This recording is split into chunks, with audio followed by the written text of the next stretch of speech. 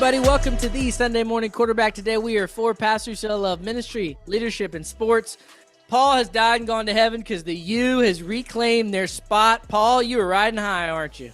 Oh, 100% I am, and I can't wait to talk about it. Man, we had to bump our recording a day because Grandpa here threw his back out yesterday. Dad, how's your back feel? Wow. Still a little inflamed, but I'm good to talk sports and ministry today.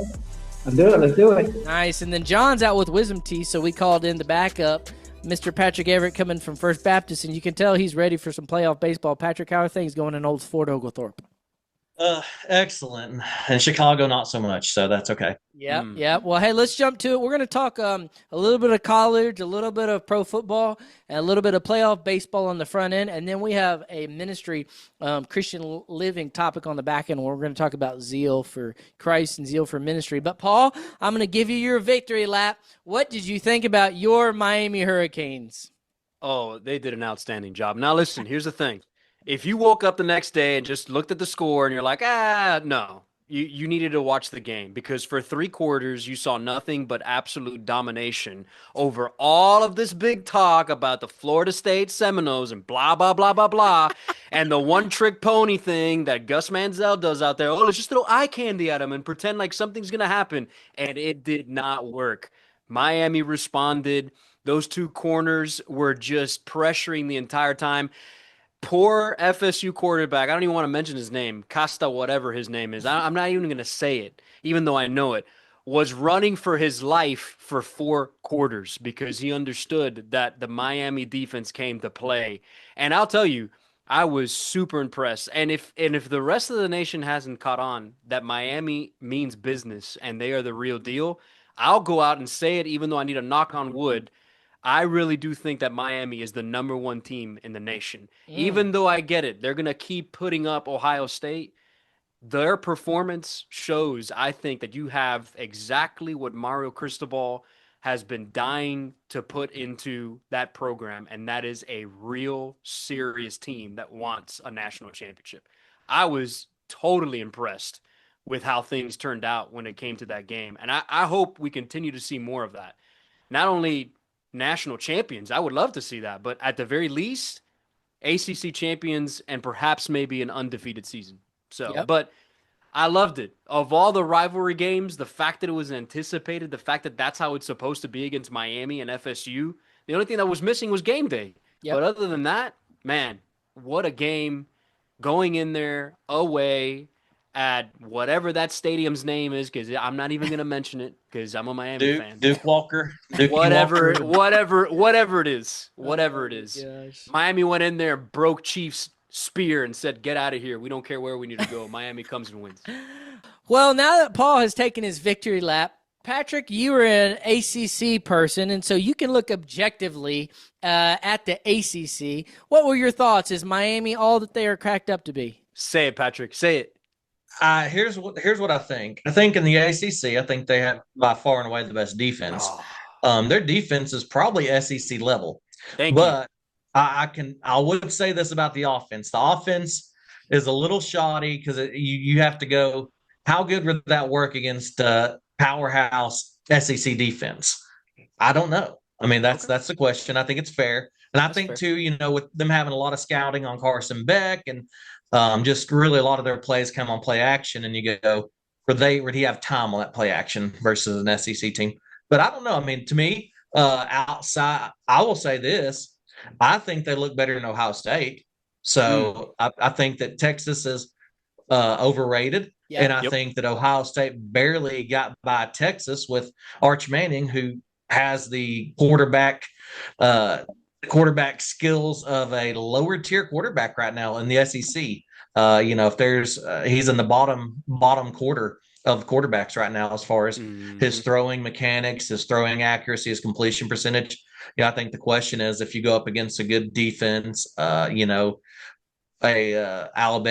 Tennessee, Texas A&M, Georgia's decent defense this year. I say, what does it really look like? I don't know. It'll probably be a question that will get answered in the playoffs, though. I tell you what, Paul, as a non-Miami fan, anytime y'all have a good team, people really didn't take y'all seriously outside of the top 10.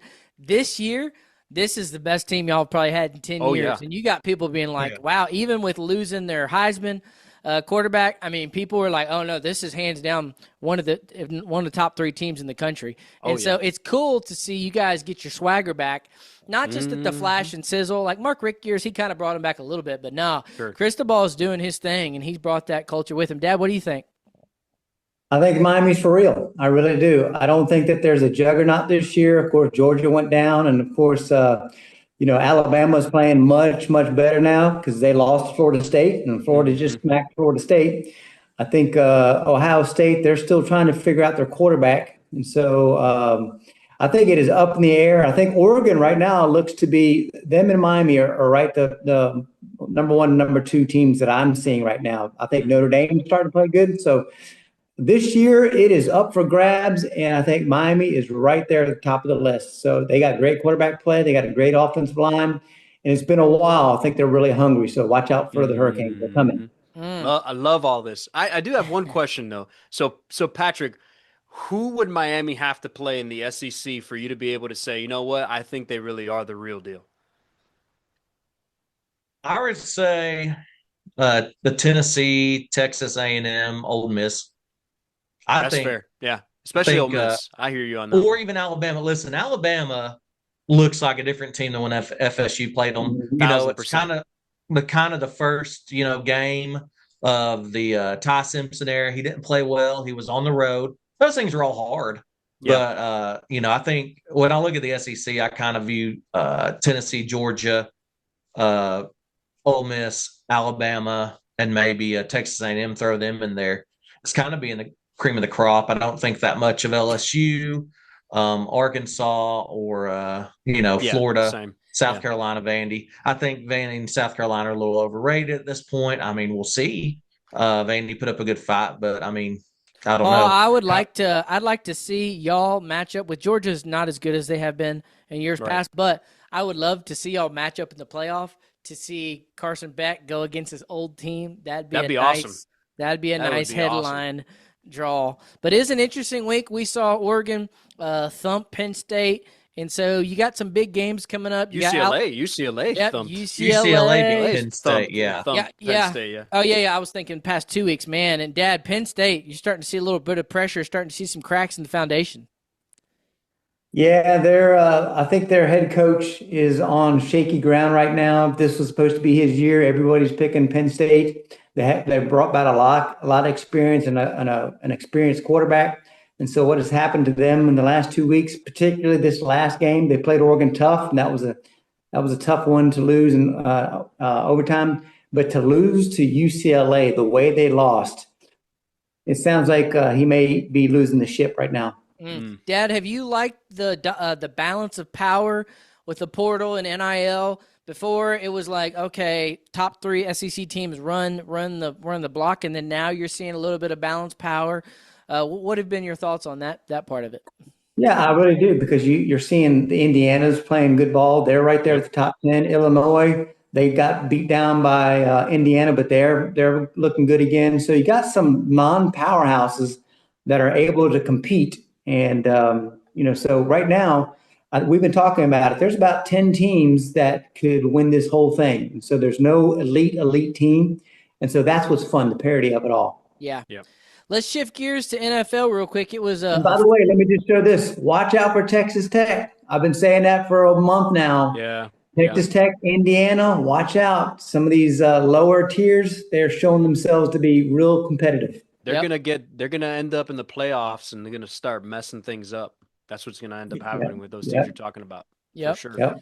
Hey, let's shift gears to NFL real quick. And, Dad, we just got to start here. John, took his day off after another Cowboy win. And our good old friend Adam Denny, I believe in a group chat, referred to Dak Prescott as their early season MVP. And I want to say, while I am not drinking the Cowboy Kool-Aid and saying they're going to the Super Bowl, I am saying that we have rode the Dak train all the way through the bumps and all that. And I think the Dak we're seeing now, that the country, the non-Cowboy fans are seeing, is the Dak that we knew was there all along. I think before it gave people a chance to poke and prod because, you had Zeke, you had the run game, you had all these things. Well, now, in the words of Colin Cowherd, he's playing with a bunch of leftover deck furniture. He's got no O-line. He's got no CeeDee Lamb. And he's getting paid what everybody said was a bad contract. He wasn't worth it. And now he's looking worth the deal. So while I think Cowboys will be lucky to make the playoffs because we still got a bumpy schedule and I'd love to be a wild card team, the NFC is wide open. I am happy that Dak is getting his flowers. I think if you take away that bad Green Bay playoff loss, I think he has a lot more respect because even that year he played really well. This is his fourth time when he's had the best offense in the NFL. And so kudos to Dak Prescott, Dad. We haven't got to talk a lot of Cowboys this year, but how have you felt? I think Dak Prescott has been unleashed by the offense that's implemented and by his own experience and wisdom. So I think that he's going up there fully confident and knowing exactly who he is, what he wants to do, what he wants to accomplish. And I believe that he has a coach that they're in lockstep together. So the 10 years have proven itself to be great for Dak. He's got a coach that respects him, and Dak respects the coach, and so I think they are lockstep. So you're seeing Dak do something he's never done well before, and that is play with these part-timers. In years past, if he lost one left or right tackle, he was not the same player. If he didn't have this great running game, he wasn't the same player. Now he's going out there with a confidence and a belief and a swagger that I have never seen before, and it's showing itself on the field. So I like the continuity going on with the Cowboys. They're playing hard. They're playing smart. I'm hoping that the defense is just going to move to average level, because if they're an average defense with this type of firepower and you get everybody back healthy again, we are going to be a problem. And then I'll say this last thing.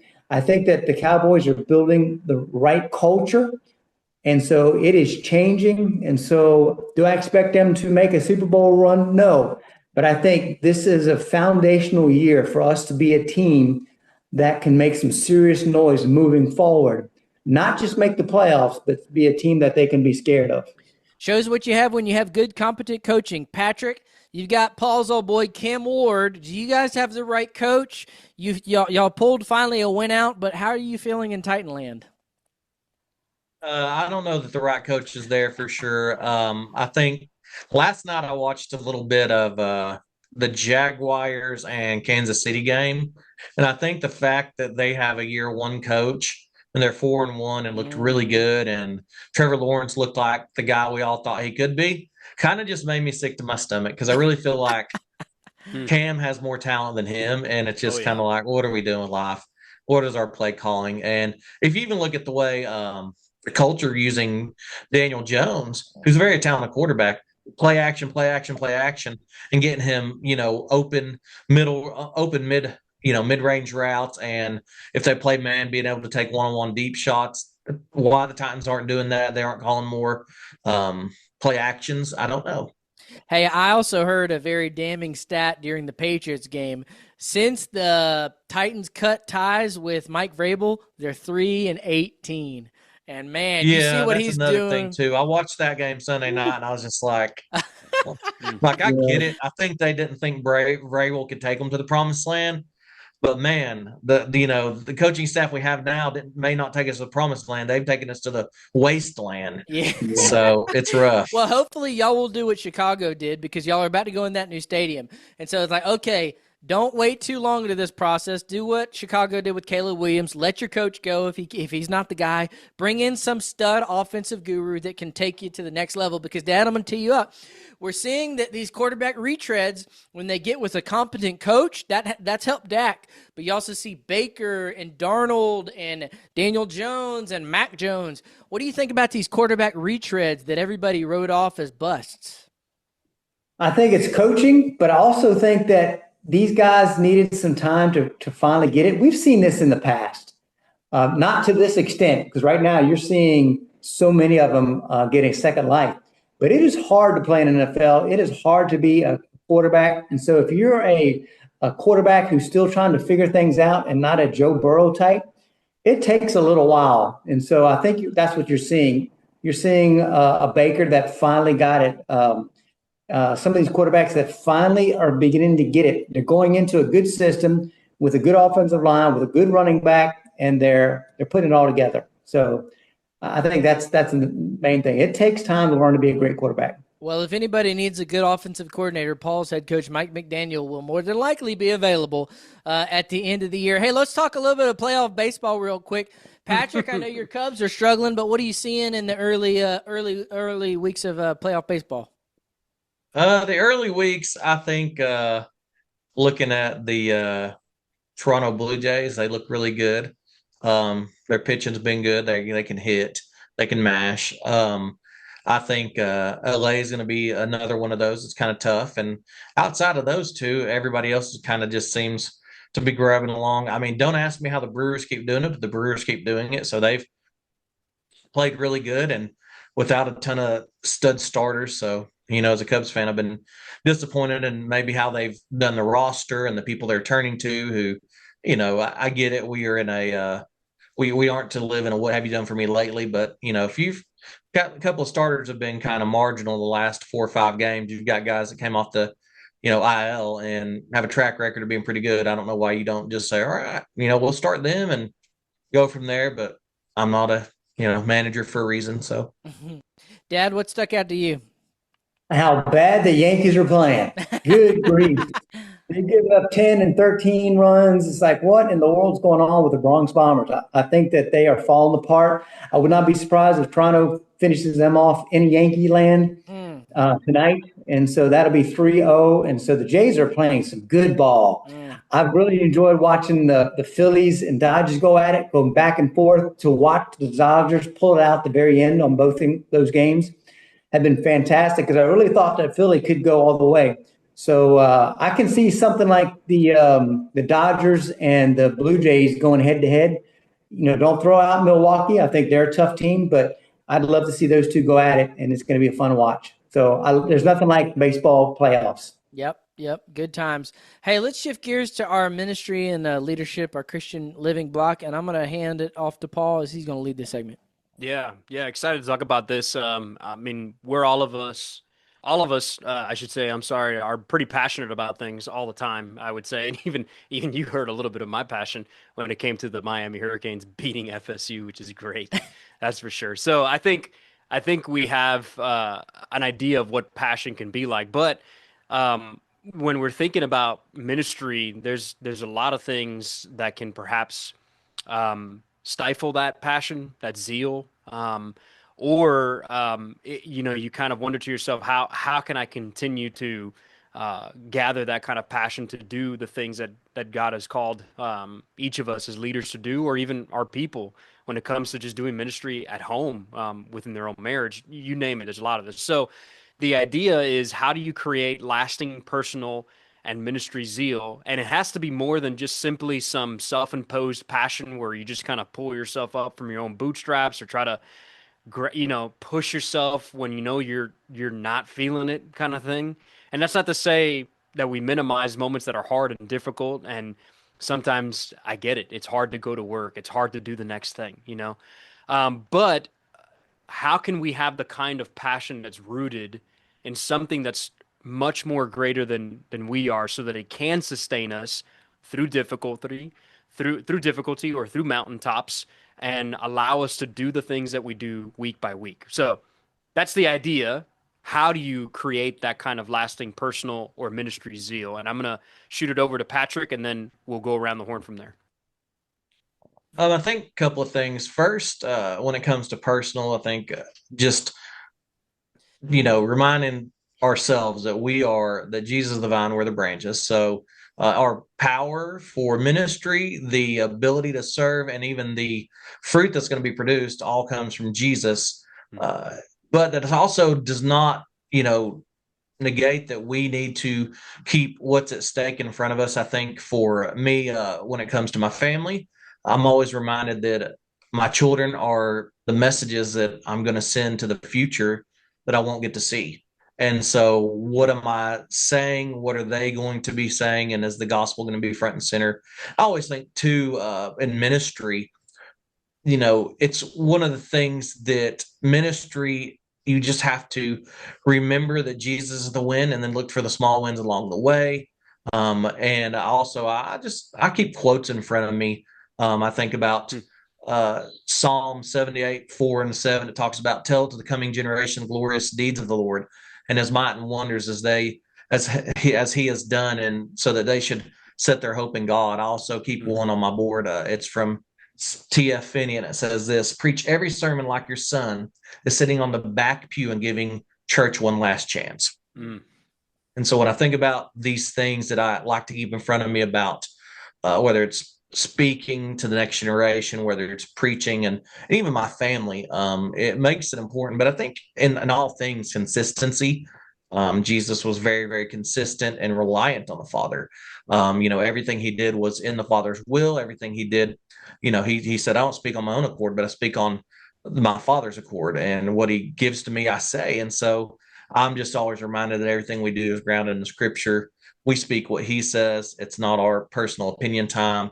And that if we do that and be filled enough with the things that he says, then we'll always have something to say in the right time, always have something to give of ourselves, because scripture should absolutely infiltrate everything we do in the heart of why we do it.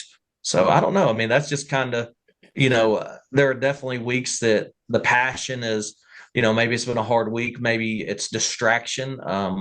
Sometimes I think even as ministers, we get pulled 1,001 different directions, and we'd sit back and look at our week and go, how am I going to give my very best? And the reality is sometimes we don't have enough of ourselves, enough even just time and effort to put where all the places we want it to go. And that's where we're reminded that we are in the vine, or in the branches. He's the vine. And I've watched God use just my very best, but still maybe distracted or pulled in 1,001 ways, and still use it to minister to other people. And even just through the pulpit, God's grace sometimes is just more than what we think. Yeah, I think to jump in on that, obviously, our walk with the Lord is each of our answers of substance of life for that. But I think of when you're in the valley, or when you're in a trial, allowing the Lord to sustain you in a different way. And he is the fire. He's the thing that stokes the fire. He gives the direction. So that's something that, I'm learning just in the ebbs and flows of life and marriage and parenting, the highs and the lows. And so, sometimes not allowing our ministry or our calling to give us our why, but for our why to come from Christ. Another one is I draw a lot of my zeal from people. Typically for our vocation, the people we're pouring into, and then the people that are pouring into us. And so sometimes you see church leaders or just leaders running alone, and I think that's important. We're all texting all the time and encouraging each other and calling things up out of each other, and speaking things over each other. So having important people that can pour into you and spur one another on, I think that's a big thing for me. Given models to look at and to strive to run with, I think that's a big one. But also just doing life with people and seeing the Lord cultivate and work in other people's lives spurs me on. Hearing how the Lord, whether it be somebody that you're discipling who gets it, and they're finally like, Lord's really feeding me, man, in my quiet time. I've finally fallen in love with his word. Or, hey, man, I just shared my faith and my husband came to Christ. Or, hey, man, I'm growing as a leader. Those things really give me a piece of my why of hey, Lord, this is why, drawing people to you, pulling people to you. And so I think I can kind of lose some of that zeal if I'm not around people enough. And so seeing some of that's where my mind takes. Yeah, no, that's good. You're hearing. I'm thinking of the two very similar things that you guys have already mentioned. One of them is, of course, an engaging relationship with God and His Word, and then you're talking about stories that give you pictures of God's grace and His work within people's lives that show you, hey, you may not see it all the time, but at the very least, you're seeing something being done in the hearts and lives of people.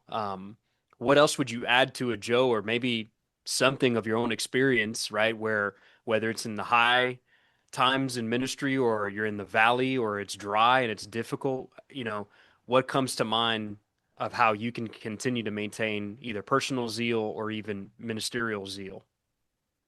I think a lot of times it comes down to your motives. What are you trying to get out of ministry? And for ministers, so many times they're trying to get out things that come from the world. numbers, numerical growth, growth on like things that are going on within the church building, trying to raise money or whatever. There's so many things. I think we have to be real careful that our motives does not come from self and self want, and we kind of throw Jesus in there to be a deflector.